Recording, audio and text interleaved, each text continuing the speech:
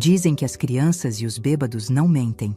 Eu costumava rir desse ditado, achava que era só mais uma daquelas frases de para-choque de caminhão.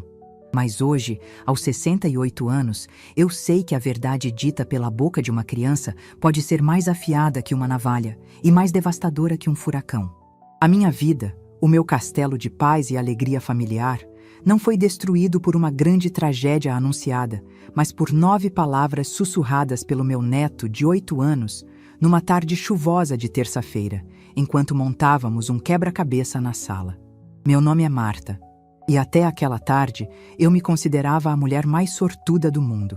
Viúva há 20 anos, eu tinha canalizado todo o meu amor e a minha energia para o meu único filho, o Tiago.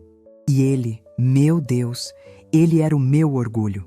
Um homem bom, trabalhador, honesto, um marido dedicado e um pai tão carinhoso que chegava a me encher os olhos de lágrimas. A vida tinha me tirado o meu amado Jonas cedo demais, num acidente de carro que deixou um buraco na minha alma, mas me deu, em troca, a missão de criar o nosso filho. E eu acho que fiz um bom trabalho. Tiago se casou com a Camila, uma moça linda, inteligente e que para mim era como a filha que nunca tive. Eu a recebi na nossa família não como nora, mas como um presente. E quando o Léo, meu neto, nasceu, com aqueles olhos grandes e curiosos, iguais aos do meu Jonas, eu senti que o círculo da vida estava completo. A minha felicidade era a felicidade deles. Simples assim. Eu era o pilar daquela família. Tiago, por trabalhar como representante comercial de uma grande empresa de máquinas agrícolas, viajava muito. Passava às vezes 15 dias fora, percorrendo as estradas deste nosso Brasil.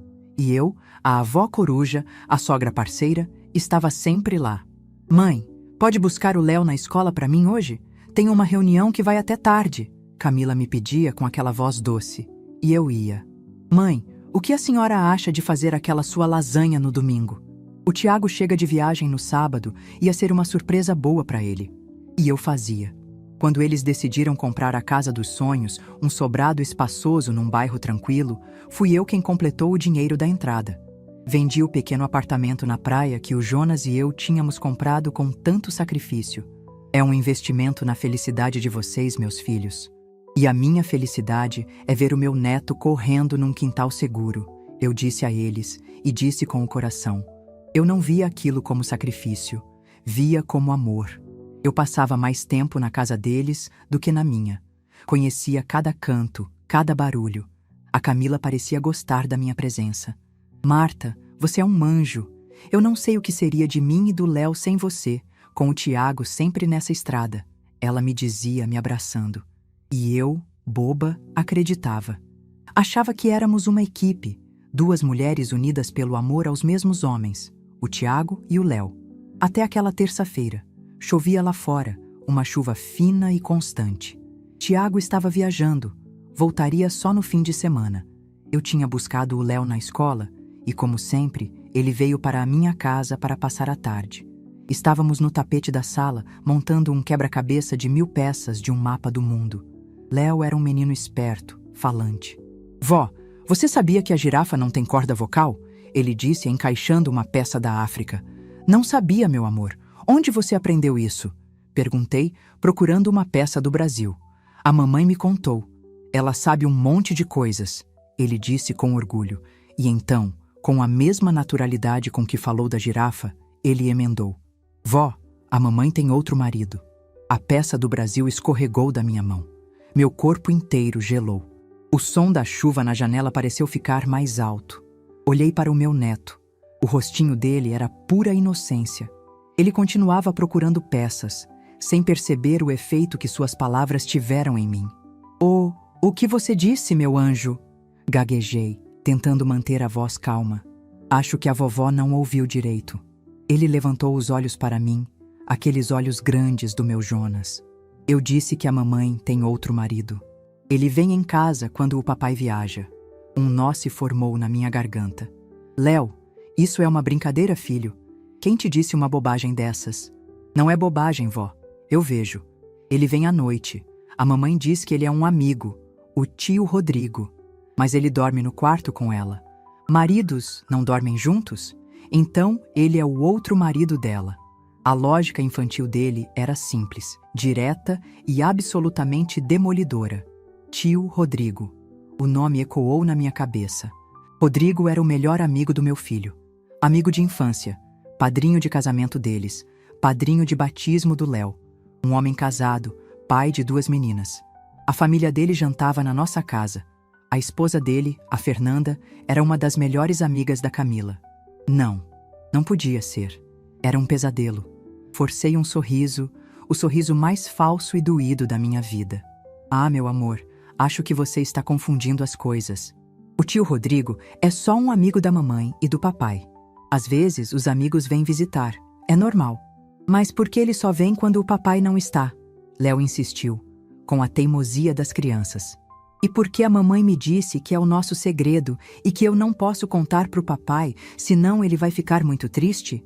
Aquele foi o golpe final. É o nosso segredo. A Camila tinha usado a inocência do próprio filho para acobertar a sua sujeira. Senti uma onda de náusea. A imagem da minha nora, a moça doce e prestativa, começou a se desfazer na minha frente, dando lugar a uma estranha, uma mulher perigosa que eu não conhecia. Tem razão, meu neto. É um segredo. E segredos assim, a gente não espalha. Agora, que tal a gente terminar de encontrar a Ásia? Eu disse, a voz trêmula, virando o rosto para que ele não visse a lágrima que teimava em escorrer. Passei o resto da tarde no piloto automático. Brinquei com o Léo, fizemos um bolo de chocolate, mas a minha mente era um turbilhão. A semente da dúvida tinha sido plantada, e ela era uma semente venenosa. Comecei a repassar os últimos meses, os últimos anos, buscando sinais que eu poderia ter ignorado. Lembrei das vezes em que a Camila desligou o celular apressadamente quando eu entrei no quarto. Lembrei das aulas de yoga que ela começou a fazer à noite, justamente nas semanas em que o Tiago viajava. Lembrei de uma vez em que cheguei na casa dele sem avisar e a encontrei nervosa, o cabelo um pouco úmido, como se tivesse acabado de sair do banho, e ela disse que a pressão tinha caído e precisou se deitar. Na época, eu me preocupei.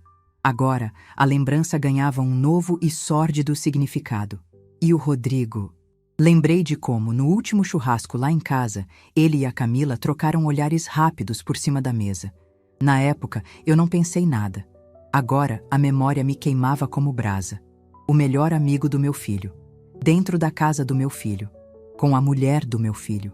A traição era de uma dimensão que a minha mente se recusava a aceitar. Quando a Camila chegou para buscar o Léo, eu a observei com outros olhos. O sorriso dela, o abraço que me deu, a forma como agradeceu por eu ter cuidado do filho. Tudo parecia uma peça de teatro. Eu era a plateia tola que aplaudia, sem saber que o drama nos bastidores era uma tragédia. "Tudo bem, Marta?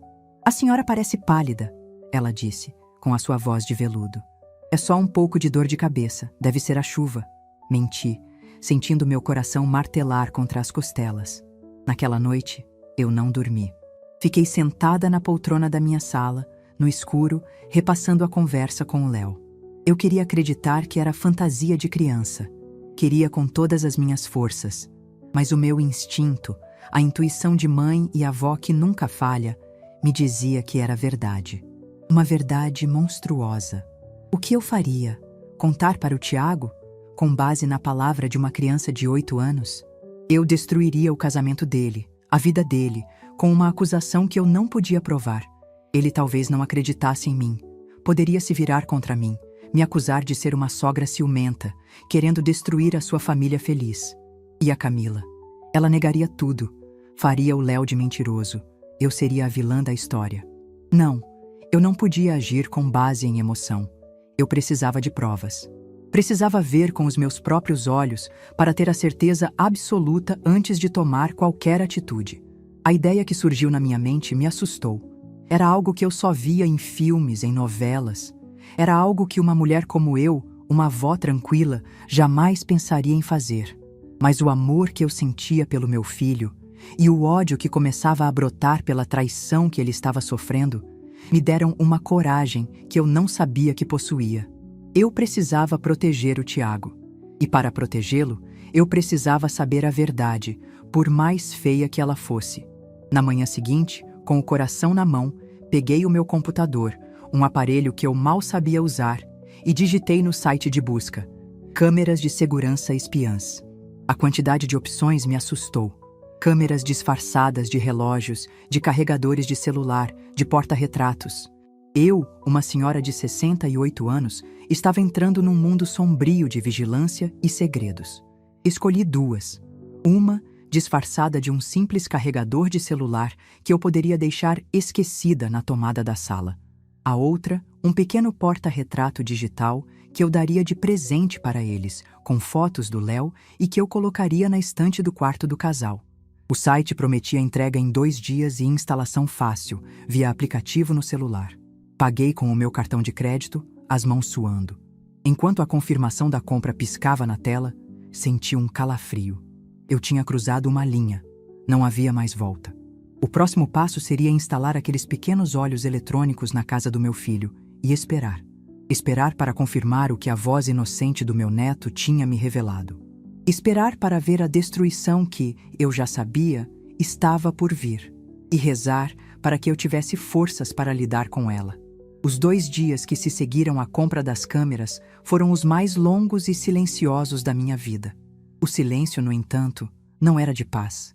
Era um silêncio carregado, denso, cheio de palavras não ditas e de uma verdade terrível que talvez estivesse à espreita. Cada vez que o telefone tocava, meu coração saltava, esperando ser a transportadora.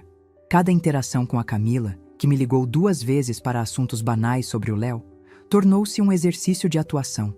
Eu era a sogra de sempre, com a voz calma e o tom afetuoso, mas por dentro eu era um mar de desconfiança e dor. Marta, a senhora pode dar uma olhadinha na lição de matemática do Léo com ele hoje à tarde?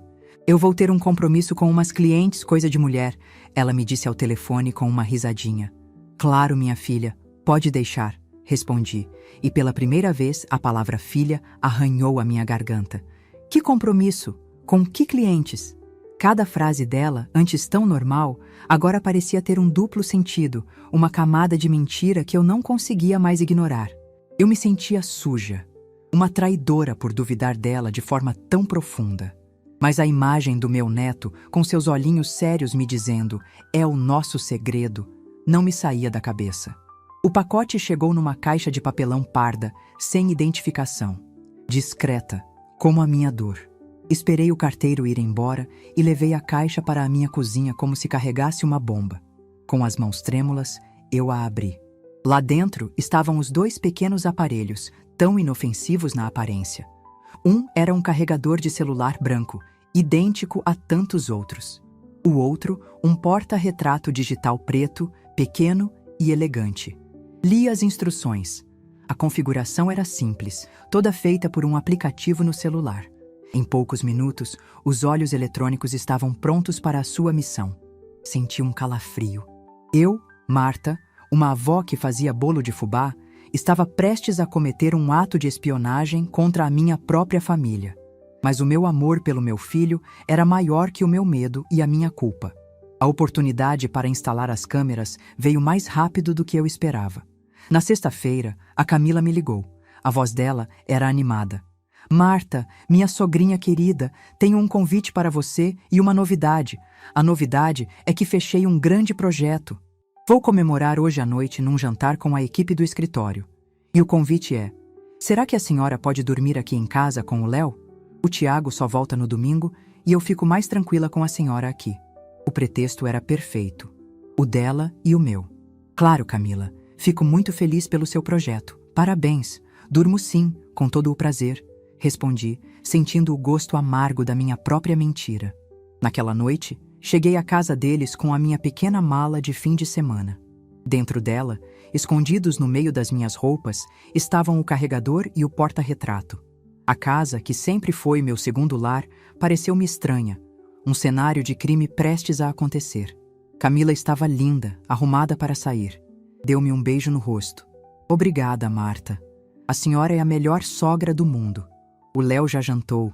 Não devo chegar muito tarde. Ela se foi, deixando para trás o cheiro do seu perfume caro e uma atmosfera de falsidade que quase me sufocou. O meu momento havia chegado. Esperei o Léo se distrair com um desenho na televisão. Com o coração batendo descompassado, peguei o carregador espião. Fui até a sala de estar, a um canto perto da porta de entrada, onde havia uma tomada com uma vista ampla do sofá e da porta. Tirei o abajur da tomada, conectei o carregador e liguei o abajur nele. Um ato simples, trivial. Ninguém jamais notaria. Mas para mim, foi como apertar um gatilho. O primeiro olho estava aberto. A parte mais difícil era o quarto do meu filho, o lugar mais íntimo da casa. Senti-me uma invasora, uma profanadora. Criei uma desculpa para o Léo.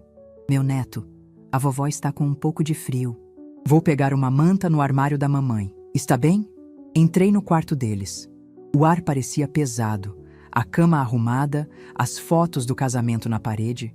Tudo gritava a mentira em que meu filho vivia. Fui rápida. Peguei o porta-retrato da minha bolsa, que eu já tinha carregado com uma sequência de fotos felizes do Léo na praia. Coloquei-o sobre a cômoda, em frente à cama. Liguei. As imagens do meu neto sorrindo começaram a passar. Quem desconfiaria de um presente tão amoroso? Posicionei o aparelho com um leve ângulo, garantindo que a pequena lente invisível capturasse o quarto inteiro, principalmente a cama. A operação inteira não durou 1 minuto, mas pareceu uma eternidade. Voltei para a sala, sentindo o suor frio na minha nuca. A missão estava cumprida. Sentei-me ao lado do meu neto e o abracei com força. Ele era a única verdade pura no meio daquela teia de mentiras. A noite passou em claro. Rolei na cama de hóspedes, imaginando os pequenos aparelhos silenciosos, vigiando, esperando. No sábado, mantive a minha rotina de avó. Levei o Léo ao parque, fizemos pipoca, assistimos a um filme. Mas a cada minuto, eu pegava o celular e abria o aplicativo das câmeras. Nada. Apenas imagens de uma casa vazia.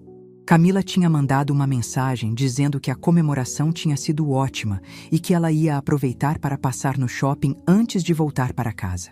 Comecei a pensar que talvez eu estivesse errada. Uma parte de mim, a parte que ainda queria acreditar na família feliz, rezava para que eu estivesse louca, para que tudo fosse uma fantasia da cabeça do Léo. A esperança durou pouco. Às 9 da noite de sábado, meu celular vibrou. Uma notificação do aplicativo. Movimento detectado em sala de estar. Meu sangue gelou. Corri para o meu quarto e tranquei a porta. O Léo já dormia no quarto dele. Sentei na cama, as mãos trêmulas, e abri a transmissão ao vivo. A imagem, em preto e branco por causa da pouca luz, era nítida. A sala estava iluminada apenas pela luz do abajur. Vi a porta da frente se abrir, lentamente. Não era a Camila, era o Rodrigo, o melhor amigo do meu filho. O padrinho do meu neto. Ele entrou, olhou ao redor e fechou a porta com um cuidado silencioso. No instante seguinte, a Camila apareceu, vindo do corredor dos quartos. Ela não usava a roupa com que tinha saído. Estava com um hobby de seda curto. Ela correu para os braços dele e eles se beijaram. Não foi um selinho de amigos. Foi um beijo longo, faminto, um beijo de amantes que se conhecem intimamente. Eu levei a mão à boca para abafar um soluço. Senti o gosto amargo da bile na minha garganta. Continuei assistindo, hipnotizada pelo horror. Eles se sentaram no sofá, o mesmo sofá onde o meu Tiago assistia ao futebol, e começaram a conversar, rindo baixo, trocando carícias. Era uma cena de intimidade, de cumplicidade. Eles não eram um caso de uma noite, eles eram um casal.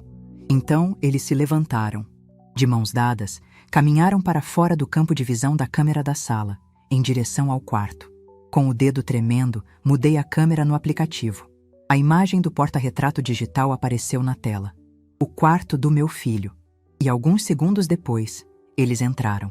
O que eu vi em seguida foi a materialização da traição mais sórdida que eu poderia conceber. Não preciso descrever os detalhes. Basta dizer que a intimidade, a paixão e a falta de pudor deles aconteceram na cama do meu filho, sob as fotos do casamento do meu filho, no lar que eu ajudei a construir para o meu filho. Cada risada da Camila, cada toque do Rodrigo, era um prego sendo martelado no caixão da inocência do Tiago. Eu não desliguei. Forcei-me a assistir. E com o coração sangrando, apertei o botão de gravar. Eu precisava da prova. Precisava que a verdade fosse inegável. Gravei 5 minutos de vídeo. o suficiente para destruir não uma, mas 2 famílias. A deles e a do Rodrigo, que era casado com a Fernanda e pai de 2 meninas. Quando finalmente desliguei o celular, eu estava tremendo da cabeça aos pés. Corri para o banheiro e vomitei. Vomitei a lasanha de domingo, a ajuda com a lição de casa, os abraços, os "eu te amo, sogrinha". Vomitei 20 anos de mentiras. Passei o resto da noite sentada no chão frio do banheiro, em estado de choque. A dor era tão grande, tão avassaladora, que parecia não caber em mim. A imagem daquela cena se repetia na minha mente, em um loop infernal. A família perfeita, o meu maior orgulho, era uma farsa. O meu filho, o meu menino, estava sendo apunhalado pelas costas pela mulher que ele amava e pelo amigo que ele considerava um irmão. Ao amanhecer, a dor começou a dar lugar a outra coisa. Uma fúria fria. Uma raiva calculada que secou as minhas lágrimas e endureceu a minha alma. Eu tinha a prova. A arma da destruição estava no meu celular. E agora, o que eu faria com ela? Entregar para o Tiago? O choque o destruiria. Ele era um homem bom, mas emocional. Vê-lo sofrer daquela forma seria a minha própria ruína. Confrontar a Camila? Ela mentiria, se faria de vítima. Confrontar o Rodrigo? Ele era um canalha, não merecia a minha consideração. Não. Eu precisava de um plano. Um plano que colocasse o bem-estar do meu filho e do meu neto acima de tudo. Um plano que expusesse a verdade, mas que, ao mesmo tempo, protegesse o Tiago da implosão inicial. Eu precisava de ajuda. De alguém com a cabeça fria, com a sabedoria da idade e com a lealdade do sangue. Levantei-me, o corpo doído como se eu tivesse levado uma surra. Fui até a sala, peguei meu celular e disquei o número do meu irmão mais velho, o Antônio. Um homem aposentado, viúvo como eu, de poucas palavras, mas de uma retidão inabalável. "Antônio, sou eu, a Marta", eu disse, quando ele atendeu com a sua voz sonolenta de domingo de manhã. "Preciso da sua ajuda. Aconteceu uma coisa terrível com o Tiago. E eu tenho as provas. Eu preciso de você. Agora." O sol de domingo nasceu pálido, como se também sentisse o peso da minha dor. Eu não tinha dormido. Passei a noite em claro, a imagem da traição se repetindo na minha mente. Uma tortura silenciosa. Mas quando os primeiros raios de luz entraram pela janela, a paralisia do choque começou a ceder, dando lugar a uma determinação fria. Eu tinha um trabalho a fazer.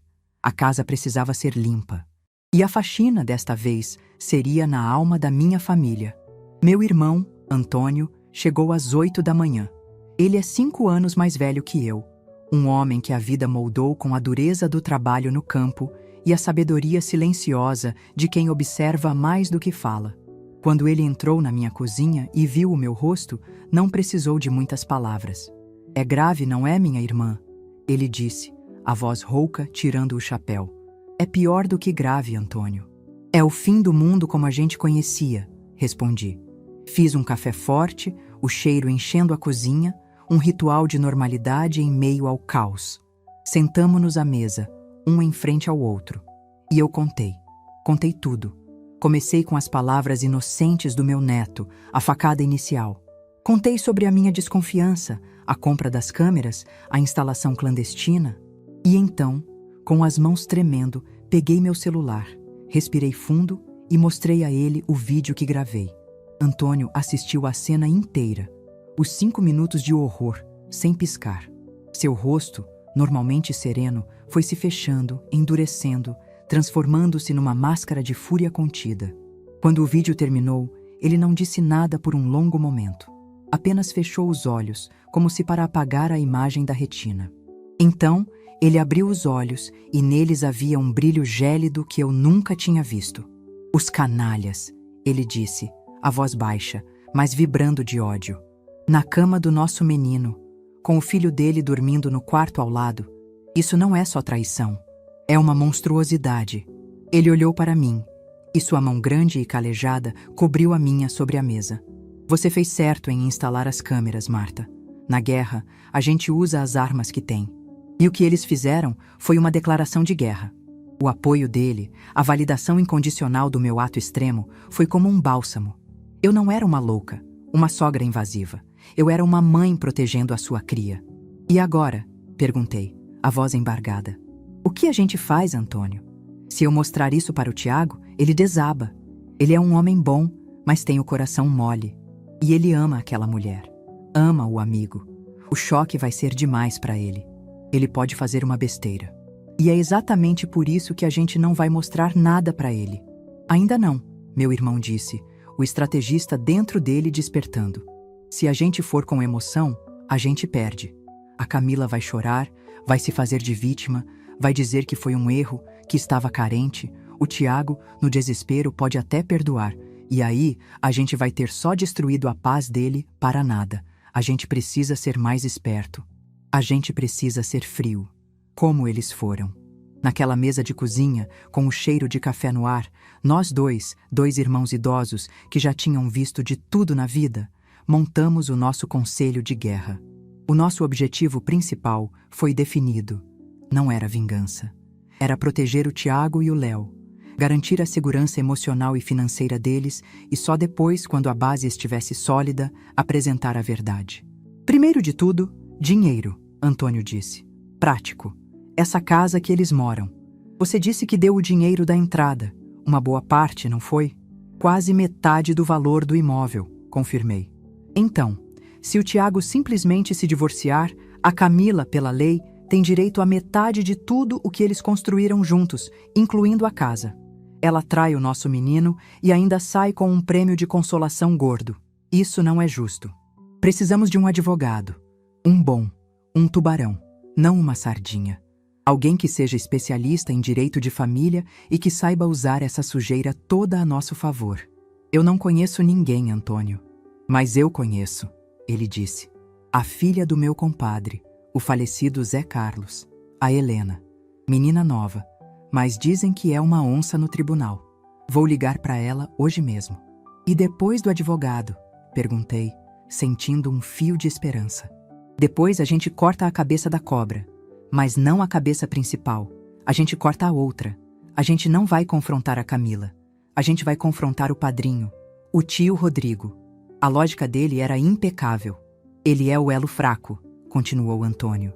Ele tem mais a perder. Tem a esposa, a Fernanda, que é de família importante na cidade. Tem as 2 filhas. Tem a reputação dele. E principalmente, ele tem o medo da reação do Tiago, que o considerava um irmão. A Camila é a traidora, mas ele é o covarde. E covardes, quando pressionados, desmoronam. O plano foi traçado. Primeiro, a consulta com a advogada para blindar o patrimônio do Tiago. Segundo, a confrontação com o Rodrigo, para forçá-lo a sair de cena e a confessar a sua parte. Terceiro, e só então, a conversa com o Tiago, mas já com o campo minado limpo e com um caminho seguro para ele seguir.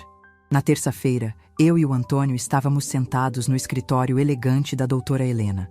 Uma mulher de uns 40 anos, de olhar penetrante e uma postura que transmitia competência. Eu contei a história e meu irmão complementou com os detalhes do nosso plano. No final, eu mostrei o vídeo a ela. Ela assistiu com uma expressão impassível, profissional, mas quando terminou, vi uma centelha de indignação em seus olhos. A prova é irrefutável, ela disse com a voz firme. E a presença do filho menor na casa durante o ato adúltero, embora não mude a divisão de bens, é um fator de peso numa disputa pela guarda. O plano de vocês de confrontar o amante primeiro é arriscado, mas estrategicamente é o mais inteligente. Neutraliza a capacidade dela de se fazer de vítima. Ela nos deu as instruções. Começou a preparar a documentação para o divórcio, com base nos documentos que eu tinha da doação que fiz para a entrada da casa. Vamos argumentar que parte do imóvel é patrimônio seu, Dona Marta, apenas cedido para moradia. Isso vai complicar a vida dela na partilha. Saímos de lá com um caminho a seguir. A parte mais difícil viria agora, a execução. Passamos 2 dias planejando a emboscada para o Rodrigo. Precisávamos de um pretexto crível para atraí-lo a um lugar privado. Foi Antônio quem teve a ideia. Vou ligar para ele, disse meu irmão. Vou dizer que estou pensando em vender umas terras da família e, como sei que ele mexe com investimentos, queria um conselho. Vou marcar um encontro na minha casa. Ele não vai desconfiar. E não desconfiou. Rodrigo chegou à casa do meu irmão na quinta-feira, no final da tarde. Pontual, sorridente. Usava uma camisa polo de marca e exalava o perfume da confiança. Deixou o carro importado na porta. Antônio o recebeu na sala. Eu estava esperando na cozinha. Rodrigo, meu rapaz, que bom que veio. Sente-se. Aceita um café? Meu irmão disse com a sua melhor cara de tio do interior. Aceito sim, seu Antônio. Então, querendo fazer negócio? Onde são essas terras? Ele perguntou, todo solícito. Foi a minha deixa. Entrei na sala, segurando uma bandeja com 2 xícaras de café. Quando o Rodrigo me viu, ele empalideceu por um instante, surpreso. Mas logo abriu um sorriso. Dona Marta, que surpresa! Não sabia que a senhora estava aqui. Como vai? O Tiago me disse que a senhora estava meio indisposta. Coloquei a bandeja sobre a mesa de centro, com as mãos firmes. Eu estou bem, Rodrigo. Obrigada por perguntar. Na verdade, a gente te chamou aqui por outro motivo. Não são as terras. Ele franziu a testa, confuso. Antônio se sentou na poltrona em frente a ele, cruzando os braços. O clima na sala mudou instantaneamente. A armadilha estava fechada. Nós sabemos, Rodrigo, eu disse, a voz saindo mais fria do que eu imaginei que seria capaz. Sabem? Do que, Dona Marta? Eu não estou entendendo. Ele gaguejou, o sorriso desaparecendo. Não respondi. Apenas peguei meu celular, que já estava preparado. Coloquei sobre a mesa de centro, virado para ele, e apertei o play. Os primeiros segundos do vídeo foram o suficiente. O som abafado da voz dele, a imagem dele entrando na casa do meu filho. A cor sumiu do rosto do Rodrigo. Ele olhou do celular para mim, os olhos arregalados em puro terror. Ele abriu a boca para falar, mas nenhum som saiu. Desliga isso. Pelo amor de Deus.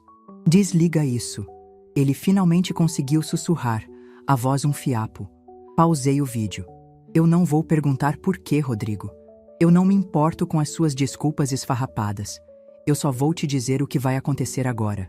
Eu disse, com a calma de quem dita uma sentença. Ele me olhava, paralisado, como um rato acuado por 2 serpentes. Você tem 24 horas, continuei. 24 horas para ir para a sua casa e contar toda a verdade para a sua esposa, a Fernanda. E depois disso, você vai desaparecer. Da vida do meu filho, da vida do meu neto, da nossa cidade. Você vai arrumar um jeito de ser transferido, vai vender a sua casa, não me importa. Você vai sumir. Se em 24 horas você não tiver feito isso, ou se eu sonhar que você tentou avisar a Camila, este vídeo não vai apenas para a Fernanda. Ele vai para o celular do Tiago, para os seus sócios, para os pais das amigas das suas filhas na escola, para cada pessoa que você conhece. Eu vou destruir a sua vida, Rodrigo, da mesma forma que você ajudou a destruir a do meu filho. A escolha é sua. Ele começou a chorar. Um choro baixo, patético. Dona Marta, por favor, eu cometi um erro. Não faça isso. Minha família... Você devia ter pensado na sua família antes de entrar na cama da mulher do seu melhor amigo. Antônio rosnou, a primeira vez que ele falou. Agora você tem um prazo. O relógio começou a contar. Rodrigo se levantou, cambaleando. Parecia ter envelhecido 10 anos em 10 minutos. Ele saiu da casa do meu irmão sem dizer mais uma palavra. Um homem quebrado, correndo para o seu próprio abismo. Quando a porta se fechou, eu desabei na poltrá. A força que me sustentou durante a confrontação se foi, e as lágrimas que eu segurei por dias finalmente vieram. Antônio se sentou ao meu lado e colocou o braço sobre os meus ombros. Acabou a primeira parte, minha irmã. Você foi forte, ele disse, a voz agora suave. Mas a que preço, Antônio? A que preço? Solucei. O fusível da bomba tinha sido aceso. Agora, era só uma questão de tempo até a explosão. Eu não sentia nenhum triunfo. Sentia apenas uma tristeza infinita pela terra arrasada que viria. A primeira família, a do Rodrigo, estava prestes a se desintegrar. E eu sabia, com uma certeza dolorosa, que a minha era a próxima da fila. As 24 horas que se seguiram à nossa confrontação com o Rodrigo foram as mais longas da minha vida. Cada toque do telefone me fazia pular. Cada carro que passava mais devagar na rua me deixava em alerta. Eu e o Antônio não nos separamos. Ele dormiu no sofá da minha sala, um guardião silencioso da minha frágil paz. Não era medo o que eu sentia. Era uma espécie de luto antecipado. Eu sabia que, quando a notícia da explosão chegasse, não haveria vencedores, apenas sobreviventes em meio aos escombros. A notícia não veio por telefone. Veio pela internet, o novo pregoeiro das tragédias modernas. Foi a neta do meu irmão, uma moça ligada nas redes sociais, quem ligou para o avô na tarde de sexta-feira. Vô, o senhor não vai acreditar no babado que tá rolando no grupo das mães da escola. A Fernanda, esposa do Dr. Rodrigo, aquele amigo do primo Tiago, colocou ele para fora de casa. Diz que jogou as malas dele pela janela do apartamento. O povo tá dizendo que ela descobriu uma traição daquelas bem cabeludas. Antônio me repassou a notícia, com o rosto sombrio. Ele cumpriu o prazo, Marta. O covarde confessou. A primeira família tinha se partido. Senti um calafrio, mas não havia tempo para lamentar pela destruição que eu mesma tinha ordenado. A onda de choque daquela explosão logo chegaria à minha porta. E chegou. 2 horas depois, a campainha da minha casa tocou. Um som estridente, desesperado. Olhei pelo olho mágico. Era a Camila. O cabelo sempre impecável estava desgrenhado. O rosto, sem maquiagem, estava manchado de rímel e de fúria. Abra a porta, sua velha intrometida. Eu sei que a senhora está aí. Abra agora! Ela gritava, esmurrando a madeira. Antônio se postou ao meu lado. Deixa que eu falo com ela. Não, eu disse, a voz firme. Essa é a minha guerra. Eu vou terminar. Abri a porta. Ela me olhou com um ódio que eu nunca pensei ser capaz de ver no rosto da mulher que chamei de filha. A senhora destruiu a minha vida. Ela sibilou tentando entrar. Mas o meu irmão, com seu corpo grande, bloqueou a passagem. A senhora não tinha esse direito. Era a minha vida, a minha família. A sua família? Repeti, com uma calma que a descontrolou ainda mais. Você quer dizer a família que você construiu sobre a mentira? A família que você envenenava toda vez que o meu filho virava as costas para ir trabalhar e o amante dele entrava pela sua porta? Ela ficou pálida. Como a senhora sabe? Uma avó, Camila. Escuta o que os netos não dizem. Mas no meu caso, eu tive a sorte de ter um neto honesto que me contou a verdade com a pureza de uma criança. Uma pureza que você tentou corromper, fazendo dele cúmplice do seu segredo sujo. Isso é mentira. É fantasia de criança. Você inventou isso para me prejudicar. Ela gritou. Eu não precisei inventar nada. Eu apenas instalei uma câmera, eu disse. E vi o último resquício de cor sumir do rosto dela. Eu vi, Camila. Eu vi tudo, na cama do meu filho. Eu tenho a prova. E agora, a sua peça de teatro acabou.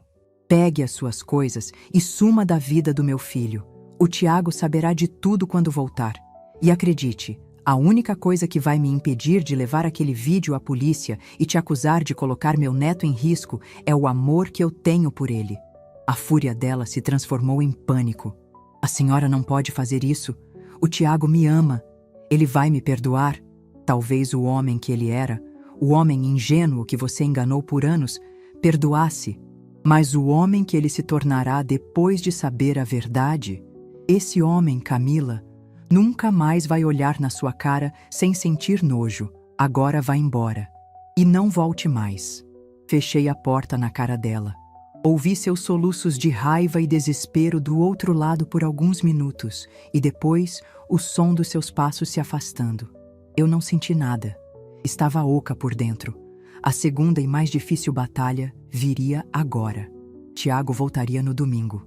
Passamos o sábado, eu e o Antônio, nos preparando. A doutora Helena, nossa advogada, já tinha entrado com o pedido de divórcio litigioso e com uma medida cautelar pedindo a guarda provisória do Léo para o Tiago, anexando uma transcrição detalhada do conteúdo do vídeo como prova. Estávamos um passo à frente. No domingo de manhã, fomos para a casa dele. Entramos com a minha chave, a chave que a Camila nunca se preocupou em trocar porque a minha presença sempre foi conveniente. Tiramos as fotos do Rodrigo e da Fernanda da estante. Guardamos qualquer coisa que pudesse servir de gatilho imediato. E esperamos.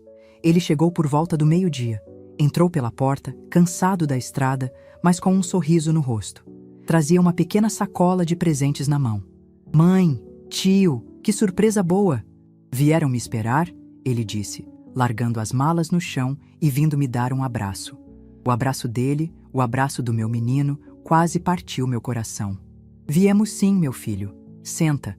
A gente precisa conversar com você, eu disse, a voz mais suave que consegui. Ele percebeu a gravidade no ar. O sorriso dele morreu. Sentou-se no sofá, o mesmo sofá da traição, e nos olhou, preocupado. Aconteceu alguma coisa com o Léo? Com a Camila? Foi ali que a minha coragem quase vacilou. Olhar para o meu filho, tão puro na sua ignorância, e saber que eu estava prestes a detonar o mundo dele, foi a coisa mais difícil que já fiz na vida. Antônio colocou a mão no meu ombro, me dando força. Tiago, comecei. Há alguns dias, o Léo me contou uma coisa muito séria. E eu narrei a ele, com a voz calma, a conversa que tive com o meu neto. As palavras exatas. A mamãe tem outro marido. A primeira reação do Tiago foi rir. Um riso nervoso, incrédulo. Mãe, pelo amor de Deus, o Léo tem 8 anos. Ele inventa histórias. Vocês vieram aqui para me contar uma fantasia da cabeça dele? Não é uma fantasia, meu filho, Antônio disse, com sua voz grave. A gente também não quis acreditar. Por isso, a sua mãe foi atrás da verdade. Que verdade? Que a Camila, minha esposa, está me traindo? É isso que vocês estão insinuando? Ele se levantou, a raiva começando a tomar conta da incredulidade. E com quem? Com um fantasma? Ela vive para essa família, para mim, pro Léo. Eu o encarei. Com o Rodrigo, Tiago. O nome o atingiu como um soco. Ele cambaleou para trás como se tivesse perdido as forças. O Rodrigo, o meu melhor amigo, o meu irmão, agora chega, vocês dois enlouqueceram. Estão com ciúmes, inventando essa história absurda para destruir o meu casamento. Eu não vou ouvir mais um pio. Ele se virou para sair, para fugir daquela verdade insuportável. Tiago, espere, eu disse, a voz embargada. Eu não queria que fosse assim, mas você precisa ver. Peguei meu celular. Ele não queria olhar. Antônio o segurou pelo braço com firmeza. Olhe, meu sobrinho, olhe para a verdade. Depois, você decide o que fazer. Com as mãos tremendo, dei o play no vídeo. Ele se recusava a olhar para a tela, mas o som era inconfundível. A voz da esposa dele rindo, chamando pelo nome do melhor amigo dele. Ele baixou os olhos para o celular. Mostrei apenas 10 segundos. A cena do beijo na sala. Foi o suficiente. A cor sumiu do rosto do meu filho. A raiva, a incredulidade, tudo se desfez, dando lugar a uma expressão de horror puro, de uma dor tão profunda que eu senti fisicamente. Ele arrancou o celular da minha mão e o atirou contra a parede. O aparelho se espatifou, mas o silêncio que se seguiu foi ainda mais barulhento. Tiago caiu de joelhos no chão. E o meu filho, o meu homem forte, o meu menino, começou a chorar. Não um choro de raiva. Um choro de alma partida. Um som gutural, animal, o som de um coração se quebrando em 1000 pedaços. Eu e o Antônio nos ajoelhamos ao lado dele. Eu o abracei, o apertei contra o meu peito, como fazia quando ele era pequeno e se machucava no joelho. Mas essa era uma dor que beijo de mãe não curava. Ficamos ali, os três, no chão daquela casa profanada, chorando juntos a morte da inocência, a morte da família que pensávamos ter. Naquela tarde, a minha casa se tornou um hospital de campanha para corações feridos. Enquanto o Tiago dormia, sedado por um calmante que eu guardava para as minhas noites de insônia, eu, o Antônio e a doutora Helena agíamos. Ela deu entrada nos papéis. Conseguimos uma ordem judicial de afastamento para a Camila, impedindo-a de entrar na casa ou de se aproximar do Léo até a primeira audiência. Eu fui buscar o meu neto na casa de uma amiguinha, onde ele tinha passado o fim de semana. No caminho de volta, ele me olhava, curioso. Vó, a gente vai para sua casa? Por quê? Porque o papai está muito cansado da viagem, meu amor. Ele precisa descansar. Vamos ficar uns dias com a vovó, está bem? A mentira era necessária. Ele era a única vítima inocente naquela guerra. E eu o protegeria com a minha vida. Nos dias que se seguiram, eu me tornei o que sempre fui: a rocha. Cozinhava as comidas preferidas do Tiago, mesmo quando ele não conseguia comer. Cuidava do Léo, inventando brincadeiras para distraí-lo da ausência da mãe. Coordenava as ações com a advogada. Eu não tinha tempo para a minha própria dor. A minha dor era ver o meu filho vagando pela minha casa como um fantasma, os olhos vazios, o rosto envelhecido 10 anos em uma semana. A Camila tentou ligar, mandar mensagens. Bloqueamos o número dela. Ela apareceu na porta da minha casa, gritando, chorando. Não abrimos. A ordem judicial era clara. O tempo do diálogo tinha acabado. Agora era o tempo da lei. Uma semana depois da revelação, eu estava na cozinha, preparando uma canja. O Léo desenhava na mesa. O Tiago entrou, sentou-se. Ele estava mais magro, mas havia uma nova e dura resolução em seu olhar. Ele tinha passado pela negação, pela raiva, e agora estava no deserto cinzento da aceitação. Ele ficou me olhando por um tempo, enquanto eu picava a cenoura. "Obrigado, mãe", ele disse, a voz baixa, mas firme. "Pelo quê, meu filho?", perguntei sem virar para ele. "Por tudo, pela sua coragem. Se não fosse a senhora, eu ainda estaria naquela estrada, trabalhando feliz, um idiota, enquanto a minha vida era uma mentira. A senhora salvou o que restava da minha dignidade."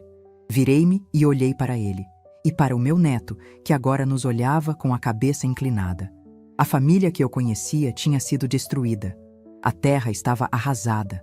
Mas ali, na minha cozinha, em meio aos destroços, estavam os dois amores da minha vida: um filho ferido e um neto inocente.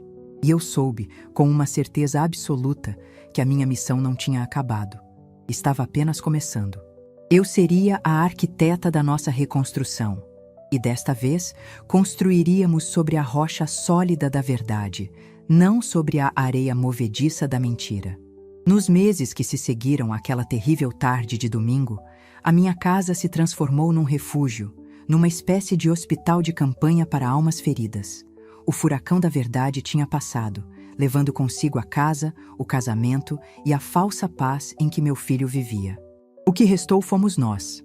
3 gerações de homens e mulheres da mesma família, um filho de coração partido, um neto confuso e uma avó que descobriu em si uma força que não sabia possuir. A batalha legal foi rápida e brutal. A doutora Helena, nossa advogada, foi implacável. Diante da prova em vídeo, a defesa da Camila desmoronou. Ela tentou argumentar, se fazer de vítima, mas a imagem dela com o Rodrigo na cama do meu filho era uma verdade que não admitia interpretações. A casa, nosso principal bem, foi vendida. Graças aos documentos que provavam que a maior parte do dinheiro da entrada tinha vindo de mim, e à argumentação da doutora Helena de que a traição configurava uma quebra de confiança que invalidava a boa-fé da união, o juiz determinou que o Tiago ficasse com 70% do valor. Foi uma vitória, mas com o gosto amargo da perda. A disputa pela guarda do Léo foi a parte mais dolorosa. A Camila tentou me pintar como uma velha manipuladora que envenenou o neto e o filho contra ela. Mas, mais uma vez, o vídeo foi decisivo. A advogada argumentou com sucesso que uma mãe que expõe o filho de 8 anos a uma situação de adultério dentro de casa, fazendo-o cúmplice de um segredo, demonstra uma grave falta de responsabilidade parental. O Tiago ganhou a guarda principal. A Camila teria direito a visitas quinzenais e supervisionadas nos primeiros meses. Enquanto os advogados lutavam no fórum, eu lutava em casa. A minha batalha era contra o silêncio, contra a depressão que tentava se instalar no coração do meu filho. O Tiago passava os dias vagando pela casa, um fantasma. Emagreceu e seus olhos perderam o brilho. Ele mal falava. À noite, eu o ouvia chorar baixinho no quarto de hóspedes. Aquilo me partia a alma.